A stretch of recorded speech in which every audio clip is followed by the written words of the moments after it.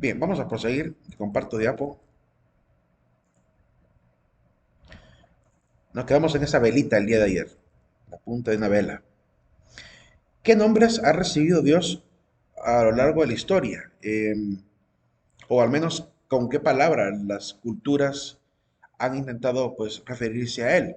Sabemos que por un lado hay una palabra que es un sustantivo para poder ya referirse a Dios, la palabra Dios específicamente. Pero hay también nombres propios que se le ha ido otorgando, ¿verdad? Algunos nombres también que él mismo ha revelado. Originalmente, pues, nosotros utilizamos la palabra Dios, que tiene una raíz etimológica que ya la voy a explicar, una raíz indoeuropea que viene de Deimos. Ya les explico qué significa Deimos. Y esa misma palabra, Deimos, dio origen a la palabra Deus en latín, por ejemplo, a la palabra Theos en griego, a la palabra Dios también en griego, muy semejante. Aunque la palabra Dios y Zeus, por ejemplo, están un poquito más lejanas del origen de Theos.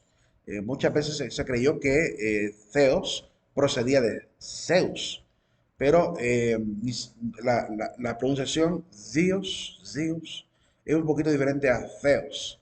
En el caso de Zeus se pronuncia como que fuera una letra D, una DZ, como una Z estadounidense, así como en Zero, ¿verdad? Mientras que Deus es como una letra T, como un sonido de T, una TH inglesa.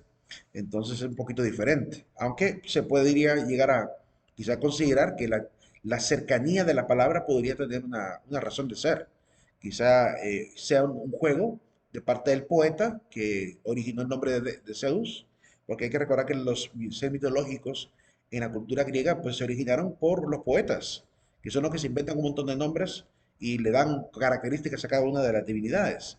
Son ellos los que meten en la historia, como en la guerra de Troya, como en los viajes de Odiseo, meten a estos personajes, ¿verdad? Se inventan sus cualidades y le ponen diferentes características. Que después de esto, esta relación se va a convertir en una especie de mitología, una especie, bueno, de religión, por así decirlo. Pero puede ser que haya jugado el poeta con la cercanía de Zeus con respecto a Zeus. Es muy probable, ¿verdad? Que así como hoy en día muchos intentan burlarse de Jesús, en vez de llamarle Jesús, le ponen Jesus, una forma burlesca quizá de referirse a Jesús. O su cercanía también con el inglés, Jesus, ¿verdad? Es un juego de palabras que utilizan hoy en día. Bueno, en aquel momento quizá para una cuestión poética y quizá hoy en día pues para una cuestión obviamente que diríamos blasfema, ¿verdad? Para insultar obviamente la fe. Además de estas cercanías, también dicen que la palabra Júpiter viene de Zeus, Zeus Pater o Zeus Pater, dio origen a la palabra Júpiter en la lengua romana. Así que es una forma antigua también del nombre que viene de origen, ¿cómo se llama? Indoeuropeo, ¿verdad? La palabra El o Elohim ya es en hebreo, muy diferente la etimología. Significa literalmente Dios en el pueblo de Israel, ¿verdad? La palabra Dieu ya se parece en el catalán. Bueno, en este francés, en francés se parece muchísimo a la palabra Deu en catalán, ¿verdad? Que es parecido mucho al latín también. Deus también se ha quedado como una forma, ¿cómo se llama?, de centroeuropea para utilizarlo. En el caso de la parte norte, pues God, que en inglés, que se viene de la raíz también alemana, Gott. Ambas palabras vienen del mismo significado, ya les explico también la etimología de Gott. Y de dónde vienen las tres palabras más fuertes, que es Deus, Gott, Bog, que es una palabra también muy utilizada. Por ejemplo, Alá es en el pueblo árabe, significa Dios literalmente. Bog o Bo con B alta o H o B alta o G. Esa es la palabra más utilizada en lugares como Ucrania, Bielorrusia, Macedonia, ¿verdad? Entre otros lugares. Teos Pitar es el nombre que se le da en la cultura hindú. Y en la cultura persa, no lo escribí ahí, en la cultura persa le llamaban Yoda. No con Y como en Star Wars, sino con J. Era Yoda. Es el nombre persa para referirse a todo tipo de divinidad. Y en el caso de China, pues Chandi, ¿verdad? Es el nombre el dios principal para ellos, ¿verdad? Entonces vemos cómo hay una cercanía. de las etimologías incluso de las palabras. Eh, Incluso Shangdi, el hecho de que tenga una di, que se parezca a Dios o a Deus, esa etimología que está ahí guardada se puede ver en Diayos, por ejemplo, Diayos es parecido casi a la pronunciación original de Deus, casi parecido a se escribe Deus, aunque se dice Deus, Deus, casi como una U se lee la W, ¿verdad? Deus. Eh, y que daría origen a estas etimologías. Ahora bien, hay ciertas características que se otorgan a Dios tanto a nivel de su esencia, de su naturaleza, como también a nivel de sus atributos, ¿verdad? Por un lado, en cuanto a los atributos de la esencia, hemos dicho que Dios tiene prácticamente la totalidad de todas las capacidades. Es un ser omnipresente, está en todo lugar, omnisapiente, lo sabe todo, es omnisciente, es toda ciencia, es omnipotente, es todo poder, omnicreador, todo lo ha creado, omnioyente, todo lo oye, todo lo ve, ¿verdad? Omnividente, ¿verdad? Y es omniexistente, existe desde siempre, por la eternidad, es eterno, pues. Decir que es toda existencia es el origen de la existencia. Pero por otro lado tenemos atributos de su personalidad, que comúnmente se han ido dando a través de la historia y algunos han sido revelados a través de la palabra, tanto en el mundo judío como en el mundo islámico como en el mundo cristiano. Se ha revelado, ¿verdad? Esta serie de atributos que voy a mencionar. Los primeros que voy a mencionar pues tienen que ver con algunos atributos un poco positivos, ¿verdad? Diríamos, como el Dios que es amoroso, un Dios que es misericordioso, un Dios que es fiel, ¿verdad? Que es fiel a su pueblo, un Dios protector, un Dios fortalecedor, un Dios que es justo, un Dios que es guía, un Dios que es santo, ¿verdad? Cualidades que se le dan a Dios. A nivel, diríamos, como que fueran facultades positivas o atributos positivos. Aunque también hay otros que no son, se ven como algo rígidos en Dios, como el hecho de que, además de ser amoroso, es un Dios que es vengador y odia el pecado. Es un Dios destructor de maldades. Es un Dios que reprende. Es un Dios que es rígido, que tú sí seas sí, tú no seas no. No permite ambigüedades. A los tibios Dios los vomita, dice el Apocalipsis. Entonces, o eres tibio, o eres frío, o eres caliente, pero no puedes estar tibio ante Dios. O eres sí o eres no. No puedes ser hipócrita. Es un Dios castigador, ¿verdad? Castigará obviamente a los que hayan ido por el camino del mal, ¿verdad? Pablo habla mucho de esto en Romanos capítulo 2. Dice que a los que vayan por el camino del bien dará gloria e inmortalidad. Y a los que por el contrario sean indóciles a su palabra, pues obviamente su recompensa es la condena eterna. Es un Dios, por tanto, juez, justo, pero es juez. No podemos obviar esa parte.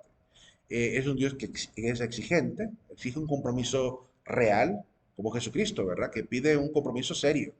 Todo el que quiera seguirme, tome su cruz y sígame. Un compromiso que no se da con ambigüedades y que se sabe, es un camino sacrificado, no es un camino fácil seguir al Maestro. Y es un Dios celoso, ¿verdad?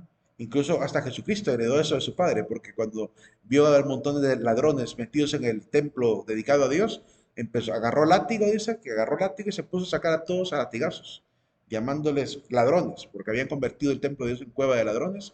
Y todavía el evangelista recuerda una cita bíblica del Antiguo Testamento que dice, el celo por tu casa me devora. O sea, que recuerda una profecía que se cumplió en ese momento, como en Jesucristo tenía celo por la casa de Dios, al punto que pide orden, pide tener respeto por la casa dedicada. Cualquier casa dedicada a Dios pudo haber sido en cualquier lugar, ¿verdad? Siempre y cuando fuera un templo dedicado a Dios, tenía que ser con respeto. Esa es la razón por la cual en la Iglesia Católica tratamos de ser muy respetuosos en los lugares santos, en los lugares que hemos considerado sagrados, porque hemos aprendido de Dios eso, de Jesucristo mismo, ¿verdad? Aún así, pues hay algunas iglesias que como por la pobreza, por las circunstancias de los pueblos, no se puede dar un lugar tan digno, pero con el corazón que tiene el pueblo es suficiente, ¿verdad? Al menos se prepara un lugar digno, en el corazón de cada uno, pues sabe lo que otorga o no a Dios, lo que reúne o no con la asamblea para tener un lugar digno dedicado a Dios. Pero en cada uno de los pueblos se trata de tener siquiera una ermita, una pequeña capillita para realmente bendecir, alabar a Dios. Ahora bien, y no podemos olvidar una gran característica, que Dios es soberano, ¿verdad? Es el único Dios, no hay más. Él es el único que tiene la soberanía, no existen otros dioses, según lo que obviamente se nos enseña la palabra. Por otro lado, podemos ver la etimología de los términos. Por ejemplo, Deus, de la raíz indoeuropea Deus, que significa, o Deus, de ellos, que significaría brillar, en este caso, ¿verdad? Tiene que ver con el tema de la luz, un ser espiritual de luz. Por otro lado está la raíz indoeuropea, la raíz de God o de God, ¿verdad? En inglés y alemán, que viene de Gau, que significa invocar, ¿verdad? Es porque en la antigua cultura de los godos, incluso miren que la civilización se llama godos. Los godos, pues comúnmente era muy respetuoso con la parte religiosa. Incluso hasta con sus propios héroes les hacían cánticos casi inmortalizándolos como seres divinos. Se puede ver, por ejemplo, en el caso de Beowulf, cómo lo inmortalizaron prácticamente como un ser casi perfecto. Y tenían esa costumbre de ser muy respetuosos y de venerar mucho. Por eso el hecho de invocar Gau. Por otro lado está la palabra Bog o Bo, ¿verdad? La palabra G, la letra G se transforma con una H en algunos lugares de origen europeo, viene de la raíz vaga, que significa dador de bienes. De hecho, la palabra bogat significa riqueza, y tiene la misma raíz etimológica, ¿verdad? Esa palabra Bog, la letra que parece que fuera una letra R o una L al revés, es la letra gamma, es la equivalente de la letra gamma en la lengua griega. ¿Verdad? Porque estos países como Ucrania, Bielorrusia, Serbia, Polonia, Macedonia, heredaron prácticamente muchas de las letras del griego, ¿verdad? Las heredaron y las transformaron a su manera, pero prácticamente guardan todavía el mismo sonido. Por eso se les traduce como boj o boj. Y pues esa es la raíz etimológica más común, ¿verdad? En cuanto a los tres nombres, creo que más fuertes, más famosos de Dios, esa es la etimología que podemos ver. En el caso del pueblo de... ¿Alguna pregunta hasta ahora antes de explicar lo que voy a decir acerca de los nombres que los islámicos le dan a Dios? Miren que en Wikipedia quiero mostrarles, aparece un artículo basado en lo que dijo el profeta Mahoma. Dice Mahoma que hay 99 nombres de Dios. Dice, la existencia de 99 se debe a un hadiz, a un dicho de Mahoma que dice, Dios tiene 99 nombres, 100 menos uno. Quien los cuente entrará al paraíso. Él es singular y le gusta el non, el número impar, ¿verdad? Así dice en ese hadiz llamado el hadiz de Abu Huraira. Eh, y aparecen 99 nombres. O sea que si alguien alaba a Dios con esos 99 nombres, pues de alguna manera dice asegura entrar al reino de los cielos. Solo quiero leer algunos para que vean las características que los islámicos le dan a Dios. Eh,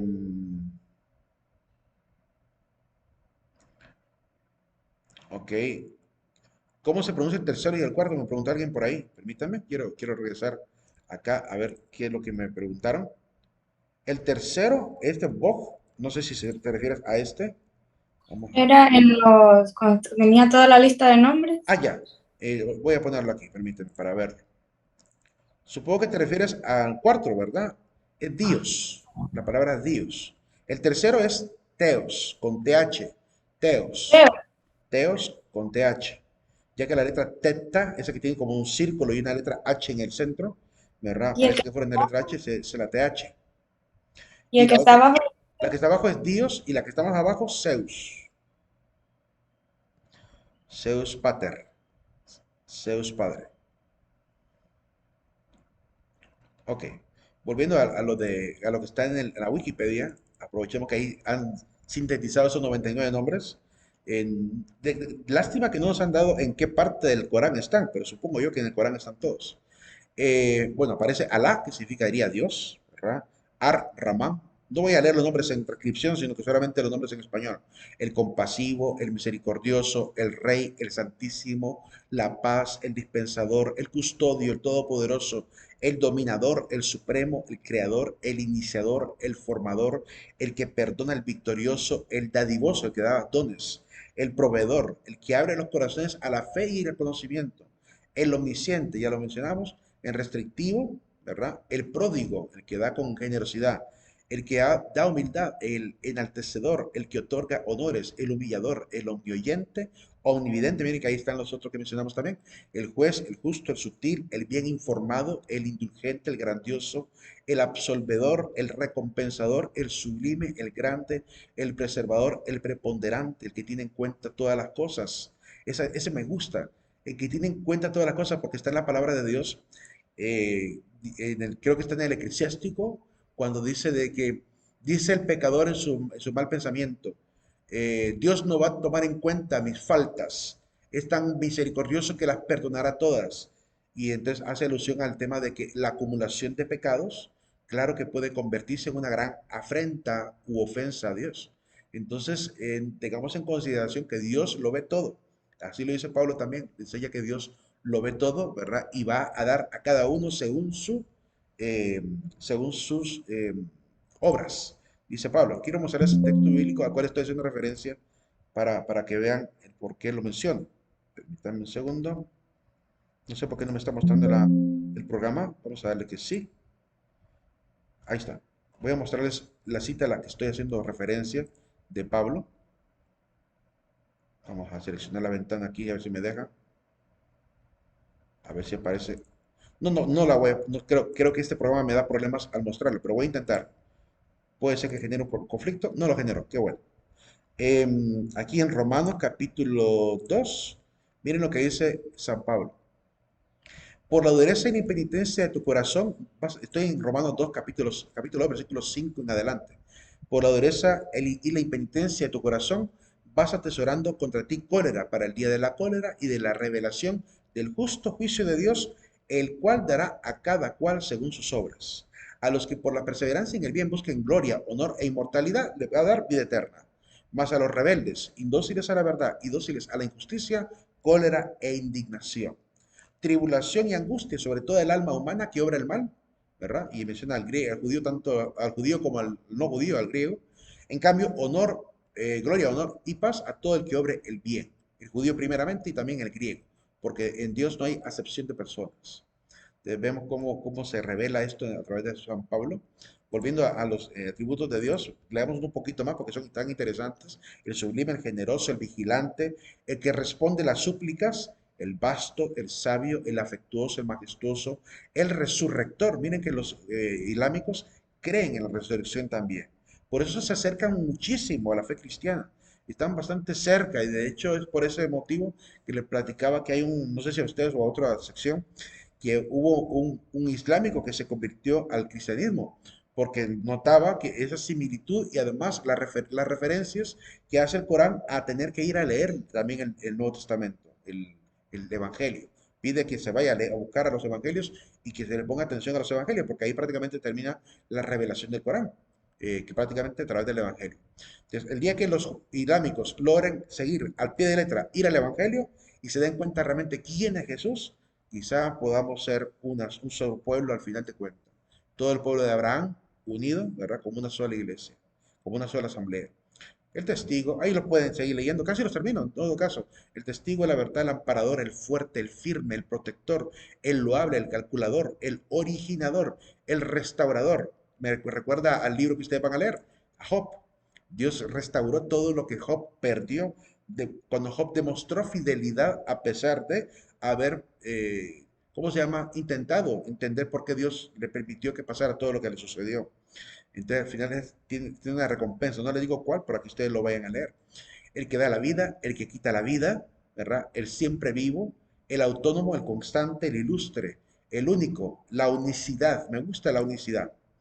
Porque también en el pueblo de Israel, cuando alaban a Dios, cuando dicen, ¿cómo es que lo dicen los israelitas en el hebreo? Eh, Shema Israel, creo que es Adonai, Adonai, se me escapa el nombre. Voy a buscarlo. Shema Israel. Quiero ver la parte del cántico este. Aquí está. En el Shema Israel. También lo buscamos por acá. Se me escapó el nombre, la frase en hebreo. Shema Israel, Adonai Eloheinu, Adonai Echad. Esa palabra, Echad, que está al final, significa que Dios es unicidad, Dios es unidad. No dice que se traduce hoy en día como Dios es uno, pero según el entiendo en el idioma, ¿verdad? Significa unicidad. Dice que Dios es unicidad, Dios es unidad. Y vean cómo los islámicos también creen que Dios es unidad. Y aunque los islámicos y los judíos todavía no logran entender por qué se le llama unicidad, en el pueblo cristiano está claro por qué es unicidad, porque es la unión de tres, el Padre, Hijo y Espíritu Santo. Dios es uno en el sentido de que hay tres unidos en él mismo. La persona del Padre, la persona del Hijo y la persona del Espíritu Santo, y por eso hay unicidad, hay unidad en él, ¿verdad? No es unidad en el sentido de singularidad, es unicidad en el sentido de que hay tres personas dentro de la sustancia de Dios. El absoluto, el determinador, el que dispone de todos los asuntos, el auspiciador, el que pospone, el primero, el último, alfa y omega, como lo revela también el Apocalipsis. Yo soy el alfa y el omega, dice Apocalipsis, refiriéndose a Jesucristo. El manifiesto, el oculto, el amo, el sublime, el bondadoso, el que se vuelve hacia quien lo busca, el vengador, el que perdona los pecados del que se arrepiente, el clemente, el soberano supremo, ¿verdad? El poseedor de la majestuosidad, que casi termino, el equitativo, reunidor, opulento, ¿verdad? El opulento significa el lleno de riquezas, el suficiente, el que priva, el creador de lo que hace daño, el creador de lo bueno, la luz, el creador de la guía, el iniciador, el eterno, el heredero, el maestro infalible, el paciente. ¿Verdad? Vemos como en el pueblo del Islam, ¿verdad? La religión islámica, manejan todos esos atributos de Dios que no son para nada incompatibles con lo que la misma palabra de Dios nos dice. O sea que estamos bastante unidos en ese sentido. Por eso es que en un momento pudimos ver a San Juan Pablo II, por ejemplo, agarrando el Corán y dándole un beso al Corán, ¿verdad? Como libro sagrado. Porque el Corán no es distinto de la palabra en ese sentido. Eso es en cierta manera, sabiéndolo interpretar, es una continuación, ¿verdad? A través de otro pueblo, el pueblo descendiente de Ismael, también herederos de la fe de Abraham. Así que hay que tener cierta, ¿cómo se puede decir? Cierto respeto también por ese libro. No tanto como la palabra, no tanto a nivel de la Biblia, pero sí realmente como un libro que de alguna manera continúa, ¿verdad? Explicando un poco más también lo que dice la Biblia. Eh, no sé qué tanto también lo respetarán los judíos. Yo supongo que no lo harán de respetar los más aguerridos a nivel de lo político por todo lo que han sufrido por la llegada también de los árabes. Pero entre los cristianos y los islámicos, y los cristianos y los judíos, respetamos tanto el Antiguo Testamento como también respetamos el Corán. Y si le preguntan a alguien del Corán, que cree en el Corán, que realmente ha sido formado en ello, ellos también tienen un alto respeto por Jesucristo y su madre, ¿verdad? Y se nota en el Corán también, ¿verdad? Hay capítulos enteros dedicados a Jesús y a la Virgen María. Entonces, por eso es que hay cierta cercanía, ¿verdad? Y no es extraño ver, por ejemplo, al Papa San Juan Pablo II, al Papa Francisco y al Papa Benedicto XVI, reunidos, por ejemplo, en Asís para orar con musulmanes, por ejemplo, es decir, reunidos juntos para poder elevar oraciones por la paz mundial. Lo pudimos ver en el 82 con San Juan Pablo II, no recuerdo el año, con el Papa Benedicto y también con el Papa Francisco, porque hay que dar testimonio de hermandad. Somos hijos de un mismo Dios, tanto los islámicos como los judíos como los cristianos. Entonces, invitar al resto también de religiones a ver esta revelación, a ver también, a encontrarse con el pueblo cristiano, a compartir, porque si cerramos las puertas del diálogo con otras religiones, el diálogo interreligioso es necesario para poder llevar el evangelio. Si yo no dialogo con el budista, si no dialogo con el taoísta, si no dialogo con los imanes, es decir, con los que son los maestros del Islam, ¿cómo puedo enseñarles quién es Jesús a ellos si no entro en diálogo? Si los trato como enemigos, si los veo distantes, si nunca les hago llegar un poco de lo que yo sé acerca de esta revelación. Entonces, en la tarea de la iglesia siempre ha sido mantener este diálogo interreligioso, ¿verdad? Porque hay cosas que nos unen mucho más que las que nos desunen, ¿verdad? Culturalmente hemos estado separados por la política y las fronteras, pero a nivel de la espiritualidad creemos que se pueden hacer lazos de hermandad con las diferentes religiones. Sobre todo porque todas intentan lo mismo, agradar a Dios y ser rectos en la vida y alcanzar lo que venga de recompensa después de la muerte. Entonces, vamos por el mismo trayecto, por diferentes caminos hacia la misma desembocadura, ¿verdad? Y quien no haya dado cuenta realmente y crea que hay que mantener enemistad con los budistas, taoístas y todas las demás religiones, pues realmente es alguien cerrado, es alguien seco de corazón, es alguien que no tiene caridad. Y creemos en la fe cristiana que sí debemos tener esa apertura de diálogo, ¿verdad?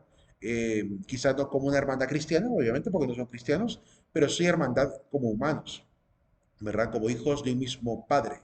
Hay algunos, incluso he escuchado algunos evangélicos, con el respeto de los que sean evangélicos, pero no hablo de ustedes, hablo de los que yo he escuchado. He escuchado algunos evangélicos que incluso llegan a decir, es que no son hermanos nuestros. ¿Por qué? Porque dice la palabra que solamente son hermanos aquellos que cumplen la voluntad de Dios. Ok, entendido en ese sentido cuando se habla de la hermandad cristiana. Pero hermandad, existencialmente hablando, hermandad, todos los seres humanos somos hijos de un mismo Padre. Hemos sido creados, ¿verdad? A imagen y semejanza de Dios todos. El musulmán, ¿cómo se llama? El que crea en cualquier religión de África u oriental, el hecho de que no crea en lo que yo creo no significa que la palabra no tenga razón cuando dice que somos imagen y semejanza de Dios todos los del género humano. Por lo cual, hasta mi prójimo de otra religión es imagen y semejanza de Dios, ¿verdad? Y ha sido creado, ¿verdad? A imagen y semejanza de Dios, por lo cual compartimos en ese sentido una hermandad existencial. Y esa hermandad es primero antes que la hermandad cristiana. Primero fue la hermandad como seres humanos, hijos de un mismo creador, ¿ok? Y después vendrá la hermandad cristiana. Entonces no podemos poner la hermandad cristiana como el límite para no dialogar con el resto de las religiones. Jesús puso el ejemplo. ¿Acaso los judíos no consideraban enemigos de fe a los samaritanos? Y miren a Jesús hablando con los samaritanos, predicando en Samaria, hablando con la mujer en el pozo de Jacob, ¿verdad? Poniendo al samaritano como ejemplo de fe, ¿verdad? Sirviendo al prójimo que está caído en el camino. Entonces vemos a un Jesús que rompió la frontera religiosa y política, poniendo el ejemplo de enseñarnos que hay a veces más amor en otras religiones que a veces en la nuestra. Entonces hay que tener mucha humildad en ese sentido, porque hay gente que ataca a otras religiones y no se da ni cuenta. A mí me encanta ver, por ejemplo, en la red de TikTok, cómo el padre, por ejemplo, Juan Molina, sacerdote católico, mantiene cierta comunicación con el rabino, ¿cómo se llama este rabino? Caimba, creo, Caimbo, no recuerdo el nombre, el apellido de él. Yo no sé si se llama, no recuerdo, David Caimbo, creo, no recuerdo muy bien cómo se llama. Pero mantienen esa comunicación y también he visto que interactúan con otras religiones, ¿verdad? Que hay cierta hermandad. Y de repente he visto al padre ahí poniendo en los TikToks de este judío, te agradezco hermano, ¿verdad? No lo tenía claro porque él de repente hizo la consulta y él le respondió desde el judaísmo cómo se interpreta y ya se dan gracias entre ellos. Ese tipo de hermandad, qué bonito. Qué bonito es ver que somos hijos de un mismo Dios. Imagen y semejanza de Dios es el hombre, y eso ha sido revelado. El hombre que es capaz de Dios se tiene que dar cuenta de esto. Entonces, volviendo aquí, volviendo a la parte de la diapositiva. Vamos a proseguir. ¿Alguna pregunta hasta ahora?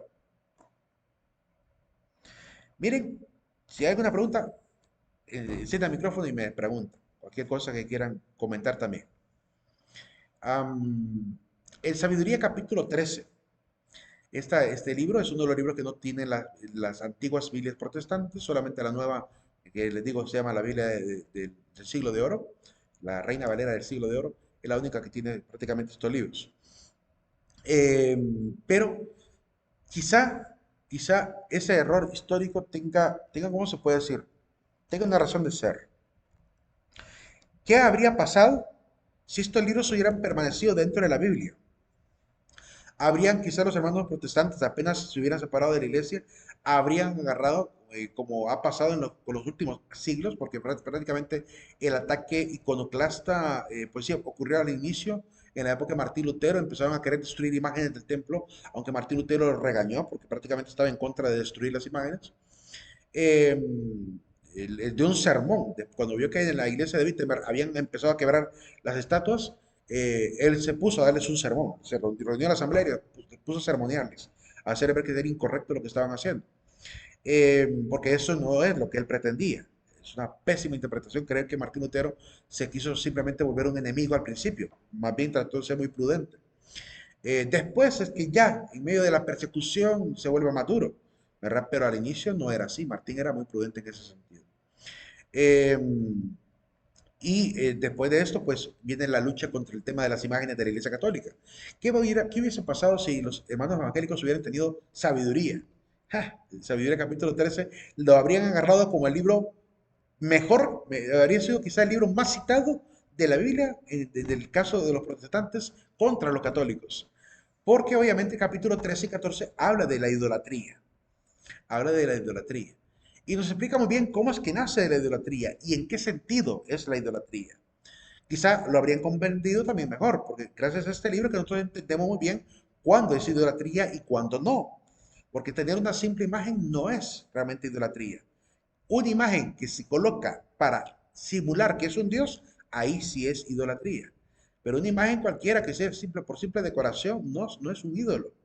Y lo entendemos muy bien cuando vemos, por ejemplo, el texto del Antiguo Testamento en Números, por ejemplo, en Samuel, cuando reconstruyen el templo de Yahvé y lo decoran con un montón de imágenes, con leones, con palmeras, con querubines de oro macizo, y no eran ídolos en ningún momento. Significa que para ellos las imágenes no estuvieron prohibidas. Salomón decoró el templo de Dios, el primer templo, lo decoró con un montón de imágenes. El problema es que convertir a estos personajes de las imágenes, convertirlos en una divinidad y creer que es un Dios, eso es idolatrar. Cuando yo digo, este ser es un Dios para mí, ahí sí es un error. Pero si simplemente se tiene por recuerdo, por decoración o pedagogía, no puede ser idolatría. Veamos lo que dice Sabiduría capítulo 13, hablando del tiempo de la ignorancia de Dios. El tiempo donde el hombre era ignorante de Dios. Sí, dice el libro de Sabiduría, vanos por naturaleza todos los hombres en quienes había ignorancia de Dios y no fueron capaces de conocer por las cosas buenas que se ven a aquel que es, ni atendiendo a las obras reconocieron al artífice, como muchos hoy en día, que a pesar de ver la belleza y perfección del universo, ¿verdad? No logran extrapolar esto a la idea de la mente suprema que dio orden a todo esto, sino que al fuego, al viento, al aire ligero, a la bóveda estrellada. En caso del fuego, por ejemplo, tenemos a Vulcano en la cultura griega, perdón, romana, que es el dios del fuego. Al viento, como Quetzalcóatl en el mundo azteca. Al aire ligero, como Horus en la cultura egipcia. A la bóveda estrellada, como la diosa Nut, también en la cultura egipcia. Al agua impetuosa, como Poseidón en la cultura griega. O a la lumbrera del cielo, como Unapu ex Balanqué en el caso de la cultura maya, ¿verdad? A esto lo consideraron como dioses señores del mundo. Ese es el principio de la idolatría. Creer que hay otros seres extraños a Dios, ¿verdad? Diferentes de Dios, y creer que ellos son divinidades, creer que ellos son dioses. Eso es idolatría. Que si cautivados por su belleza, los tomaron por dioses, sepan cuánto les aventaja el Señor a estos, que fue el autor mismo de la belleza quien los creó. Dios creó estos, no los seres, sino creó a los fenómenos naturales. Y si fue su poder y eficiencia lo que los dejó a los hombres antiguos sobrecogidos, deduzcan de ahí cuánto más poderoso es aquel que los hizo. Me encanta esta frase, deduzcan, que es lo que muchos no hacen hoy en día. Muchos quieren tener pruebas tangibles de Dios y no son capaces de usar la lógica y la inteligencia para deducir de la perfección del universo a esa mente superior que está por detrás de todos los fenómenos naturales. Y se quedan solamente extasiados viendo cómo funcionan los fenómenos naturales. La ciencia creo que es la nueva idolatría, en cierta manera, porque la ciencia contemporánea, ¿verdad? Le deja al hombre extasiado en la perfección de los seres y todo, pero no le permite al hombre acceder, de verdad, extrapolando y deduciendo a este artífice. Pues de la grandeza y hermosura de la criatura se llega por analogía a contemplar a su autor.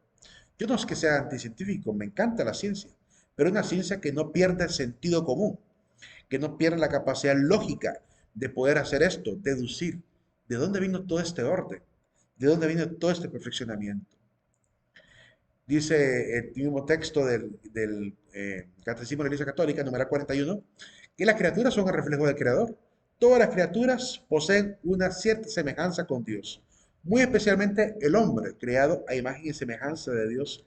Las múltiples perfecciones de las criaturas, su verdad, su bondad, su belleza, reflejan por tanto la perfección infinita de Dios. Basta ver a los animales, a las plantas, a los seres con esa geometría. Entonces, miren estas hermosas alas del abejaruco. También se le llama, bueno, en Estados Unidos le llaman bee eater, el come abeja, ¿verdad? En inglés.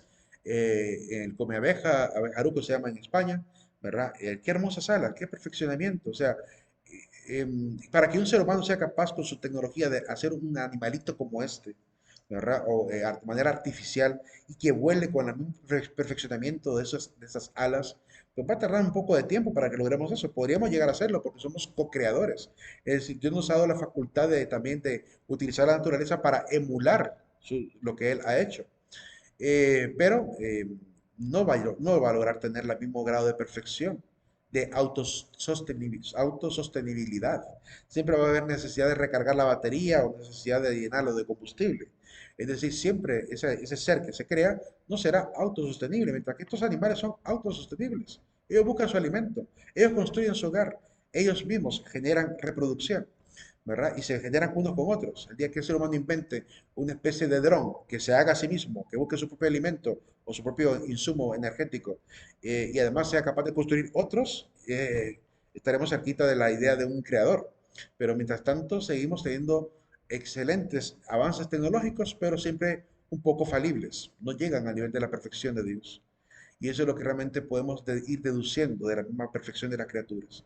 Sabemos perfectamente que todas estas criaturas fueron generadas y en ese sentido la iglesia también ha aceptado la idea de esta evolución, pero en el sentido de las mutaciones necesarias para que el organismo pueda subsistir, ¿verdad? Y creemos que la evolución es esto, es la serie de mutaciones que el ser humano ha ido teniendo y los animales también para ir subsistiendo y que el mismo insumo, genética, clima influyen, ¿verdad? Lo que consumimos, lo que orgánicamente se va generando, lo que el ambiente nos permite tener, ¿verdad? El tipo de radiación, calor, clima que tengamos, eso influye en la modificación genética de los seres, ¿verdad? Ese tipo de evolución sí la aceptamos, ¿verdad? Lo que no se ha aceptado nunca es la premisa falsa, y de hecho es una premisa falsa, que algunos utilizaron para atacar a Darwin, que es creer que incluso atacan a Darwin diciendo no que venimos del mono. Eso es falso. Darwin nunca asumió que veníamos del mono, ni tampoco lo dijo. Darwin lo que dijo es que todos los seres tienen mutaciones, van adaptándose a su ambiente, y en ese sentido tiene toda la razón.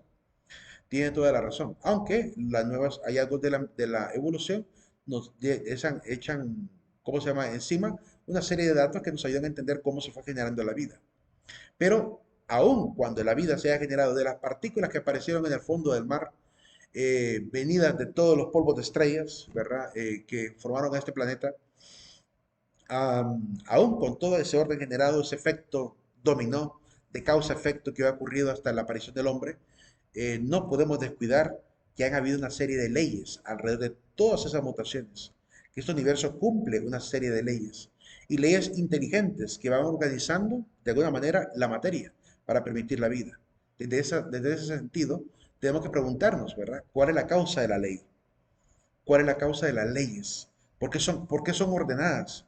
¿Por qué siguen un parámetro matemático, geométrico, ¿verdad? Bioquímico, físico? ¿Por qué siguen esa línea tan perfecta, esa línea que los mismos científicos lo llena de éxtasis, de asombro, de ver cómo está tan organizado, de cómo se comporta la materia? Entonces hay que preguntarse, ese orden, ¿por qué está? ¿Por qué la materia se comporta así como si fueran seres inteligentes? Como si las partículas también se comportaran también de manera inteligente. Este experimento de la doble rendija generó ese impacto en los científicos. ¿Por qué la partícula se modifica cuando yo la veo y cuando no la veo?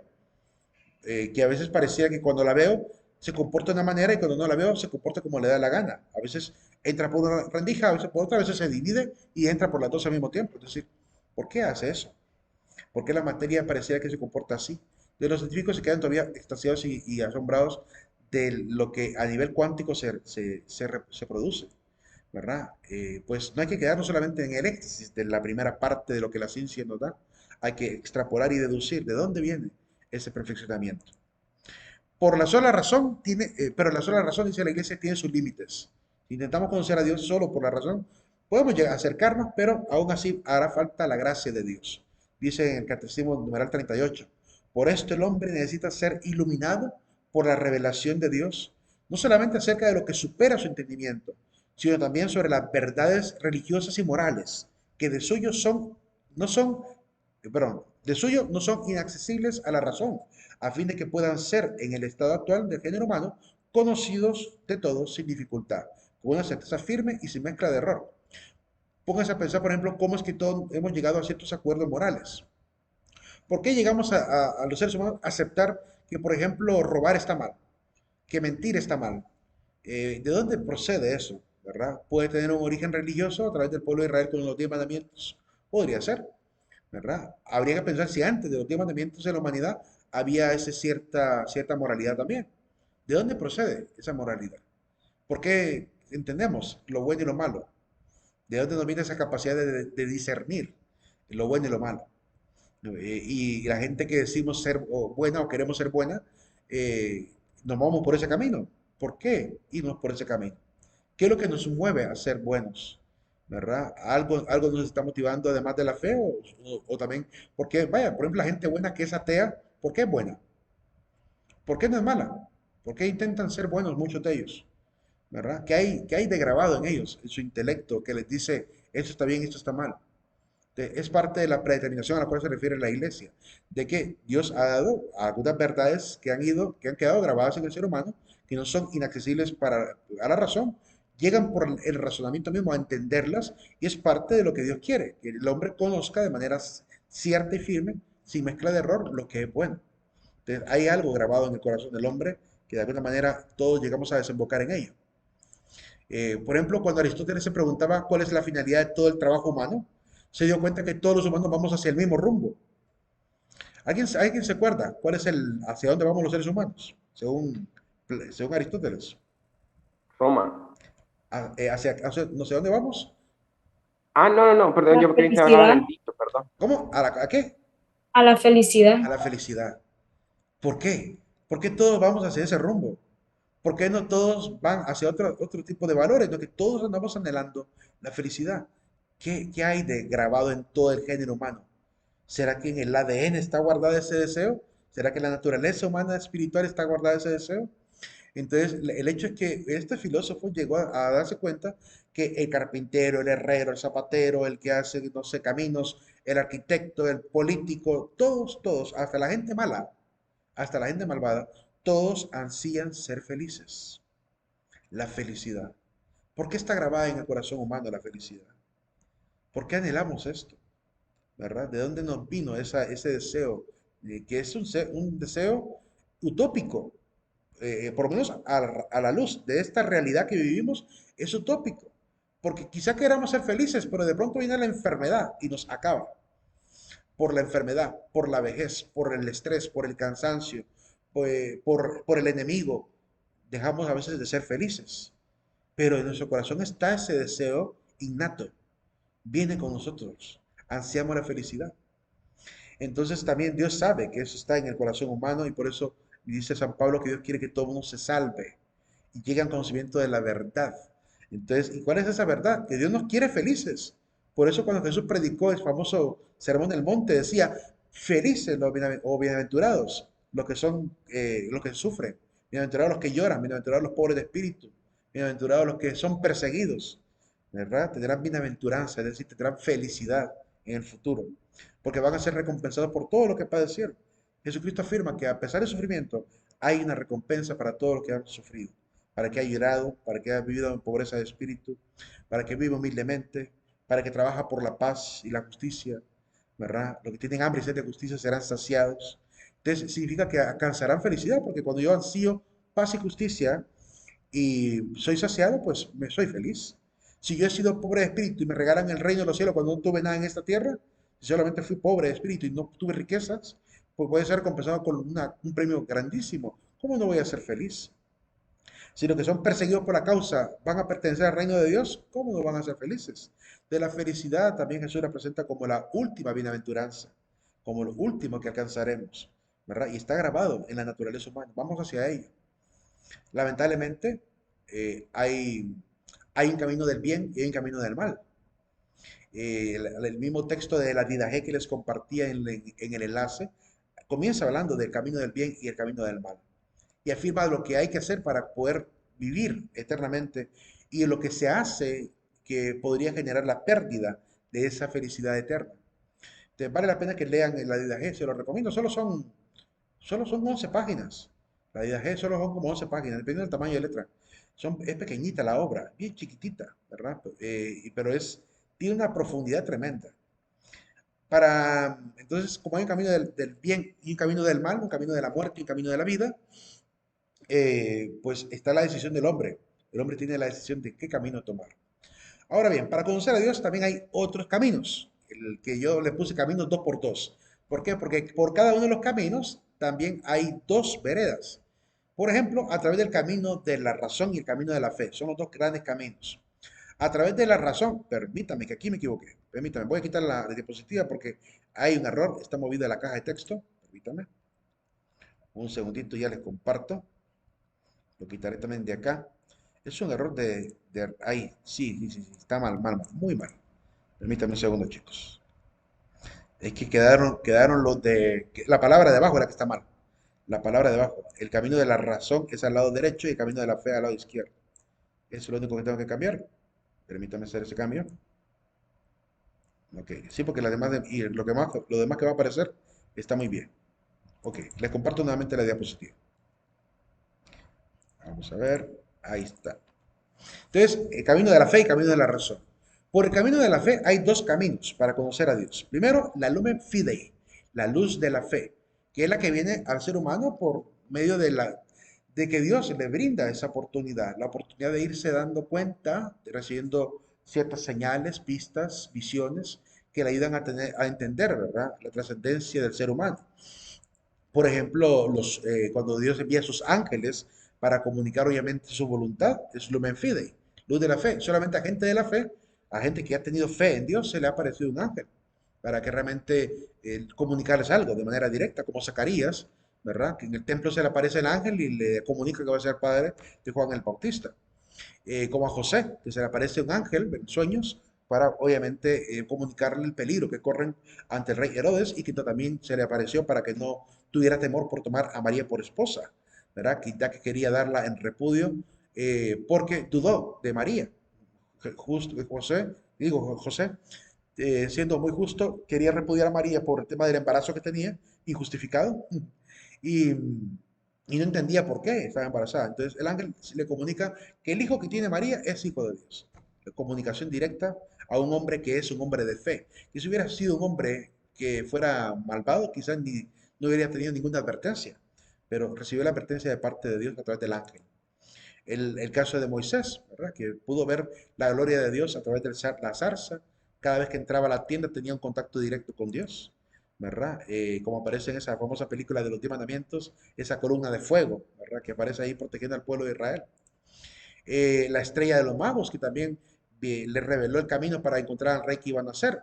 Le llamamos a eso una manifestación de parte de Dios, una manifestación sagrada, una hierofanía. Hiero significa sagrado y fanía o fanía significa algo que ¿cómo se puede decir? Que se manifiesta, ¿verdad? Así como epifanía, una gran manifestación, ¿verdad? De hecho también se llama la epifanía de los magos, porque recibieron el gran aviso del nacimiento del Mesías. Ahí nos vamos a quedar por hoy. El día de mañana les sigo explicando estos 4 caminos. Nos quedamos aquí. No se olviden de marcar la asistencia al final, chicos. Pasen un excelente día. Hasta luego, gracias. Nos vemos. Nos vemos. Nos vemos, Lick. Nos vemos. Tengo buen día. Buen día.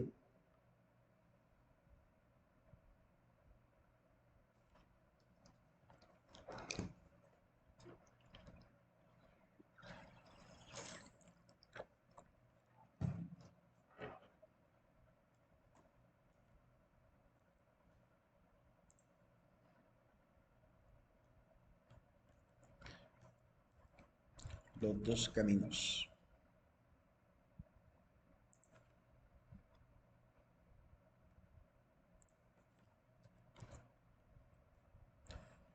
Vamos a borrar la diapo.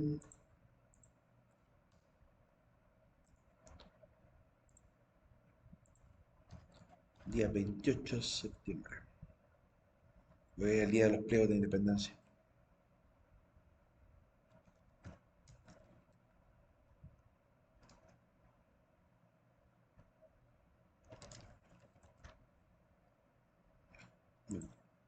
Siete.